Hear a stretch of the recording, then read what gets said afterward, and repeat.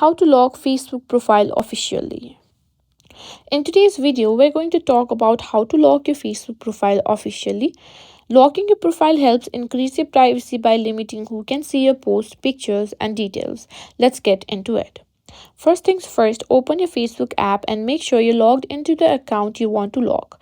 If you're on desktop, you can follow the steps on the Facebook website. Now, what you need to do is tap on your profile picture or your name to go to your profile page. This is where you'll make the changes. Now, once you're on your profile, tap on the three dots next to the edit profile button. This will open a menu with different options. In the menu that appears, you'll see an option called lock profile. Simply tap on it.